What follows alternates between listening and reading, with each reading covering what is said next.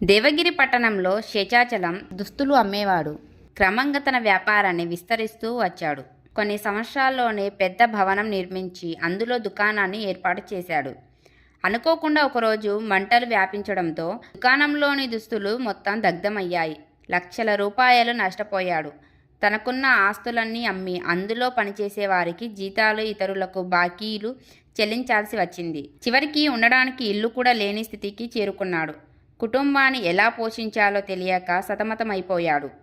అప్పుడే అతన్ని పలకరించడానికి చిన్ననాటి మిత్రుడు సాంబయ్య వచ్చాడు.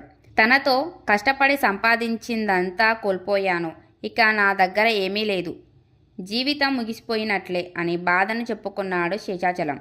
ఆ మాటలు విన్న సాంబయ్య గుప్పెడు మట్టిని తీసి ఓ చీమ మీద పోశాడు. అది కాసేపటికి బయటికి వచ్చింది. మళ్ళీ అలాగే పోశాడు. ఇంకాసేపటికి మళ్ళీ అది బయటికి వచ్చింది. ఇదంతా అర్థం కాని శేషాచలం మిత్రుని వంక ఆశ్చర్యంగా చూడసాగాడు.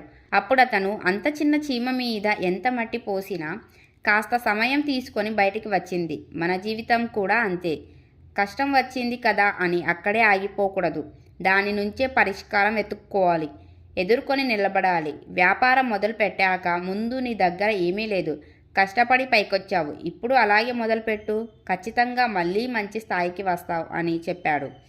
మిత్రుని మాటలతో కాస్త ధైర్యం తెచ్చుకొని మళ్ళీ మొదటి నుంచి తన వ్యాపారాన్ని ప్రారంభించాడు శేషాచలం. అందులోని మెలకువలన్నీ తెలిసి ఉండడంతో ఇంతకు ముందు కంటే తొందరగానే మంచి స్థాయికి చేరుకున్నాడు.